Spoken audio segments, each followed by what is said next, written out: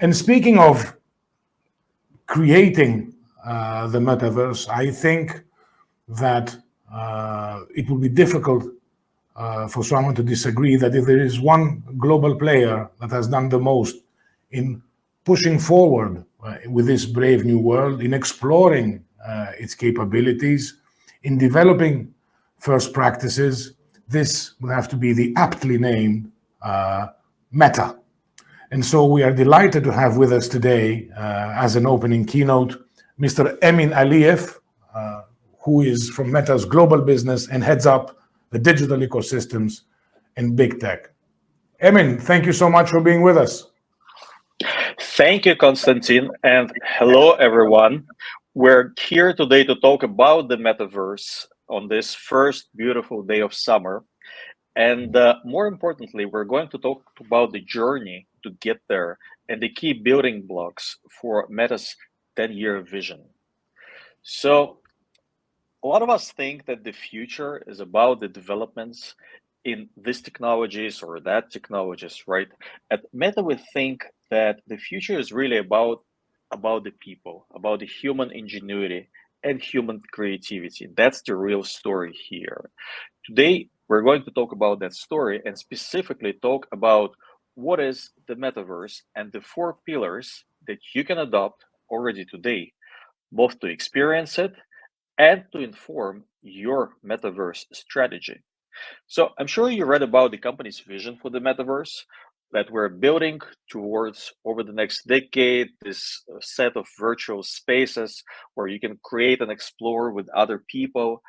And by the way, people who are not in the same physical space with you, and that you can do things there that you cannot do with them in real life, right? You will be able to hang out with friends, work, play, learn, shop, create, do all of these beautiful things.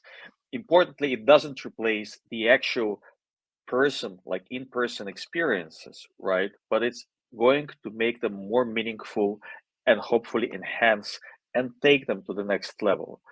I want to stress out one thing that's very important, that metaverse is not about one company building it. It's about many companies working together from different angles, collaborating to build this bright, beautiful future that will take us to the next levels of immersion, that will match the needs of people and businesses, and do that all seamlessly, flawlessly, moving from one space to another, from physical to digital and back.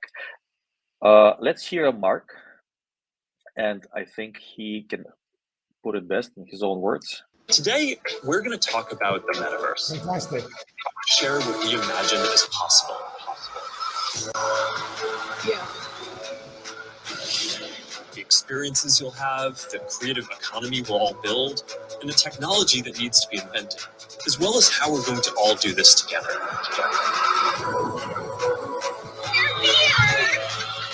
The next platform and medium will be even more immersive. Like a shop. Some call it skill. Keep talking. An embodied internet where you're in the experience, not just looking at it. And we call this the metaverse.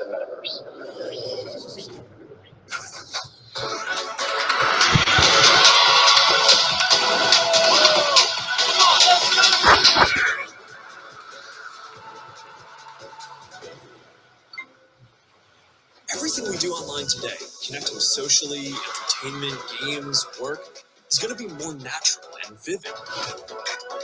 Whoa, that's a little too realistic. This is more my style. We believe the metaverse will be the successor to the mobile internet. You're going to be able to do almost anything you can imagine. All right, perfect. Oh, hey, Mark. Hey, what's going on? Hey, Mark. What's up, Mark? This place is amazing. The feeling of presence. This is the defining quality of the metaverse. You're going to really feel like you're there with other people.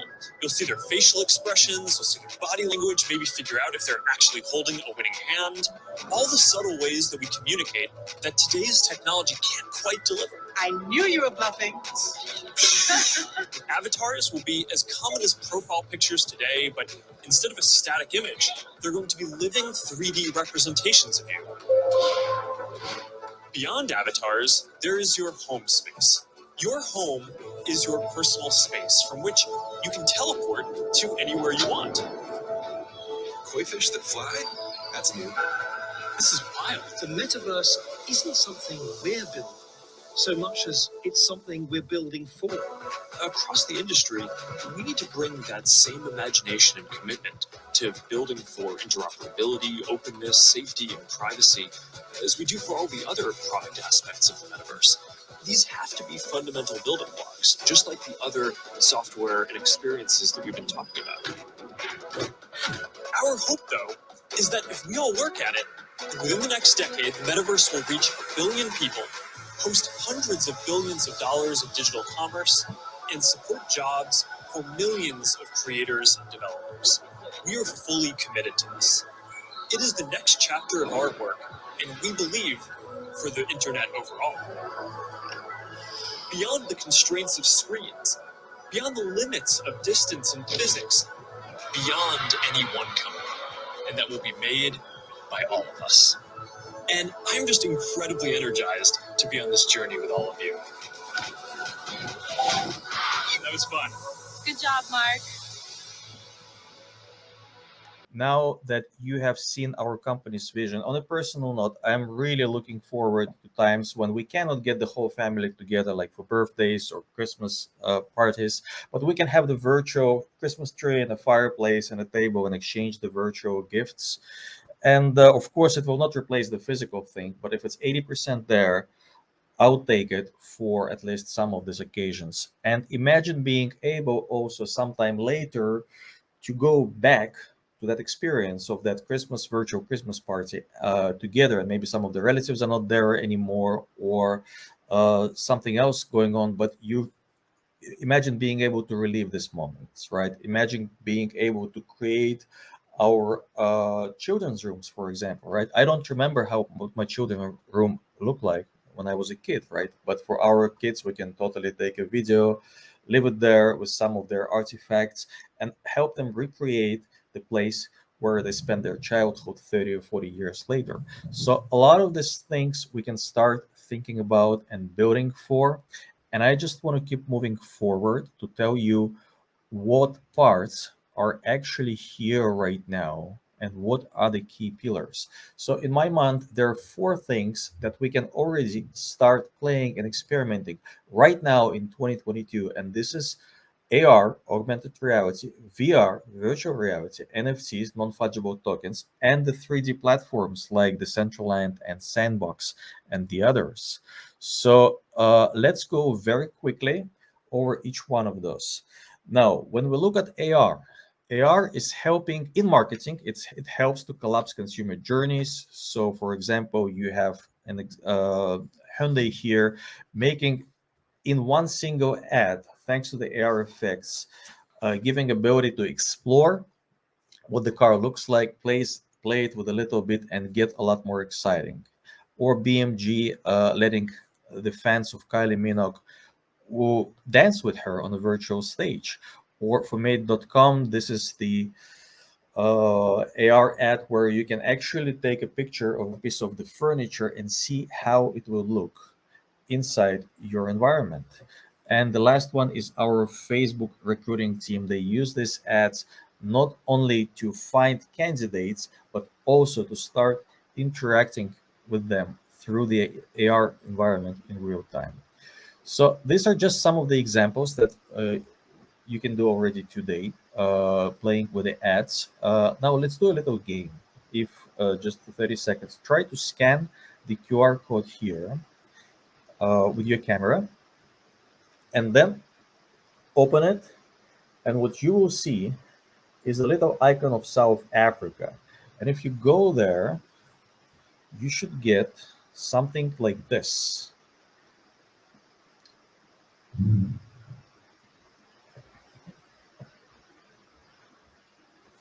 You're in a shark cage in South Africa, right instantly after you scan the QR code. And this is the AR experience, just one of them, that again helps make the consumer journey smaller and also helps drive a lot of excitement, be that the product, a service, a tour, anything else. A lot of people around the globe are experimenting with a lot of this ad formats in AR and driving the results much higher and generating some beautiful AR art at the same time.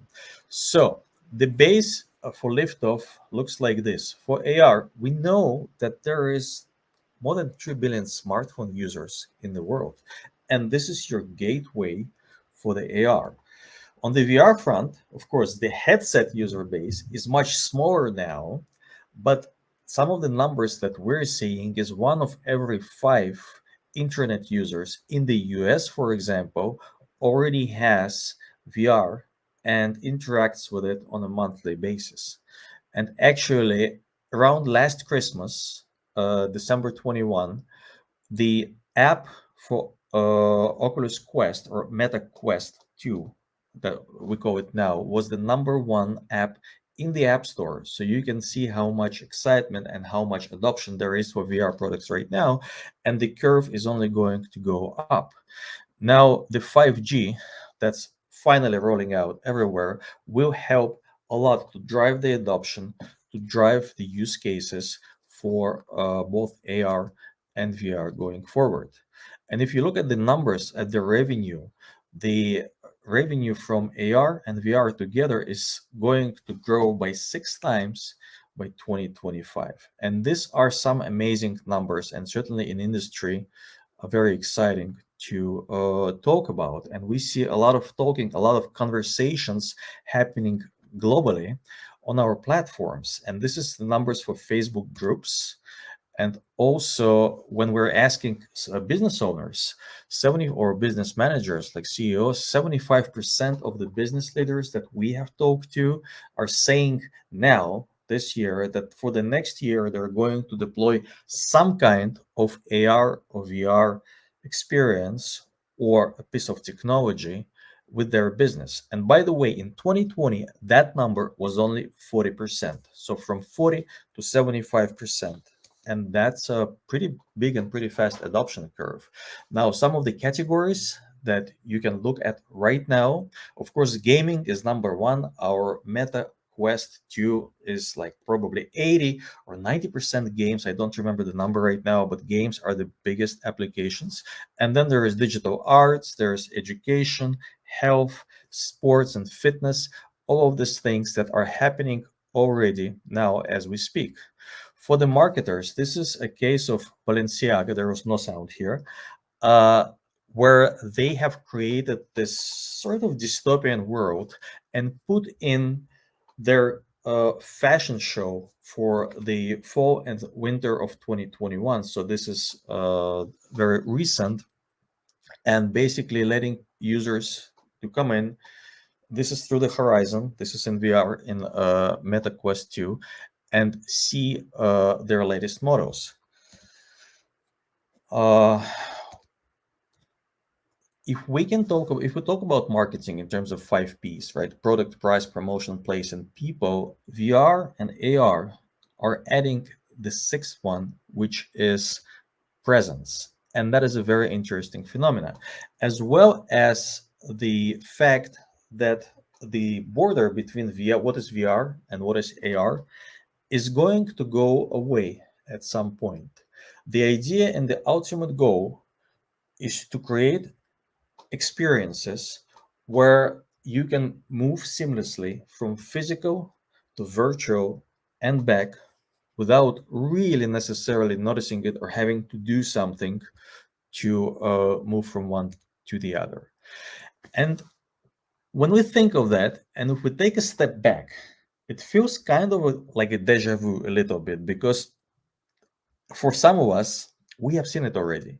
I was a big fan of Second Life when it just rolled out in the early 2000s, right? And a lot of companies, automakers, banks, others have set up shops in Second Life, believing this was the next big thing. Of course, the technology was not really there back then to experience these worlds.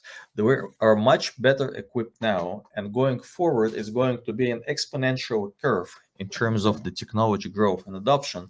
So we see a lot of companies, we see major banks, we see clothing companies, of course, Nike, Adidas, all of these guys buying plots of virtual land on Sandbox, on Decentralized, building out experiences there, running fashion shows, running shops there. There are many, many activations, and not just there, but also in the major games, right? In Fortnite, in Roblox, you have all these experiences collapse with major brands. This is a beautiful thing that Philip Plain did in London just recently, this spring, where they did something together, physical and virtual at the same time. So there was a physical pop-up shop in London and a corresponding shop in a virtual space where you could, they created an NFT museum, and then they created also this, so they showcased their fashion items, right? And now from VR we're moving to that thing called NFT. So we talked about AR, VR, and NFTs, and this is important. So NFTs, non-fungible tokens, digital certificates, so to speak, right? Which are really building the basis for the financial transactions in the metaverse. And if you look at the way the marketers are adopting it now, there are some really interesting cases where a Gucci bag, a physical bag, costs less than a virtual Gucci bag getting sold for like $4,000 in Roblox, which is also a virtual environment, right? With its own currency. So we're going to see a lot more of these examples as the year progresses. Now, the important thing to understand is right now worldwide, there's probably about less than 400 people who have access to NFTs, to the cryptocurrencies. So the adoption now is actually not that huge. But think about it, Instagram and Facebook just started to allow digital collectibles. So we are creating these experiences where you are able to bring your NFTs from other platforms and show them on Instagram, for example. And this is access to 3 billion people, more than 3 billion people, suddenly getting exposed to this digital collectibles phenomena, to the NFTs. So that we expect the adoption for that to go up really, really, really quickly. So definitely great time to become a creator on our platforms. And at some point, all of these platforms, this is the idea, all of the platforms that are separately in the metaverse today will get combined, will come together and become easily switchable, interoperable in the best sense of things. Now, how to get started?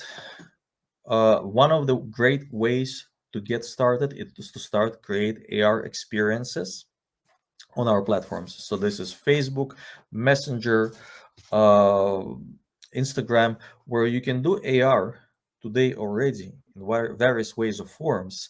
And this is a really good way to start training your metaverse muscle. We actually encourage creators to do this right now. So there is a lot of creators starting to get into it, and you can definitely become one of them.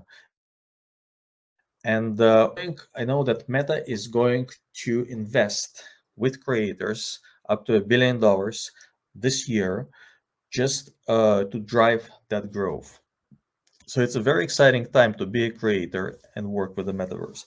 One other thing I wanted to mention is avatars. So we're hiring the best animators from the greatest studios in the world to create avatar collections. And this is just the beginning. I see a huge avatar economy that's right now, right in the beginning. But if you're a business that can create something for avatars potentially, so you're doing something for the physical people, right, physical person right now, and you think that your business may be able to create something for their avatar now or in the future, definitely time to start thinking about it. So something else I wanted to touch on, Meta Quest 2, of course, huge adoption curve.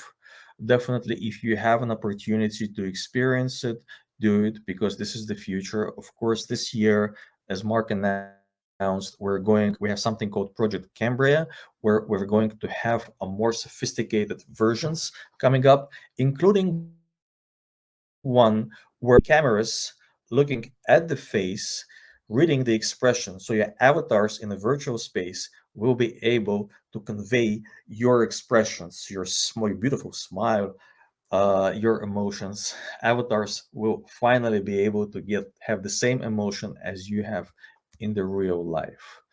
A great way to experience VR is through gaming, of course, and there are lots of different games in Quest already, with new titles coming up all the time. You can refine your Jedi skills, use the Force. Vader Immortal franchise, that's what's playing right now. And of course, experience VR content. In Horizon venues, there is everyone from concert studios to churches, to sports events, doing more and more and more content every day, getting out there in VR. So you were able, by the way, to see the Beijing Olympic Games. A lot of translation there, right there in VR, and that was absolutely fantastic experience. So for the future, I encourage you to try to work with both AR, so this is for the phones, and with Horizon Worlds and Horizon Home experiences if you are a developer or want to try developing something for the Quest. And with that, pretty much everything I wanted to mention. I think we're just about time. So thank you very much. And if you have any questions, I don't know if we have room for questions right now, but I'm happy maybe to answer them at Well, the end. well, first of all, thank you very much, Emin. My running order says that we'll be going straight to the next presentation, but I know that you'll be open to engaging via email or via LinkedIn with Absolutely. with all participants. Thank you for this, eye opener presentation. Truly inspirational, and I have to say, very courageous of you to mention the Second Life, because it shows your age, like mine. We were around when this was the thing. We shouldn't admit it. You say second who? Second what? Yes, Second Life. Well, hopefully this time around it's much bigger and greater, but thank you. Oh, absolutely. And sometimes things are not a failure in their own right, they're just badly timed. You know, Google was not Yeah. the first search engine, Facebook was not the first social medium. There you have it. Thank you so much, Absolutely. Emin. Thank you for Thank your you. contribution. It's been a pleasure. Thank you. Likewise. Great.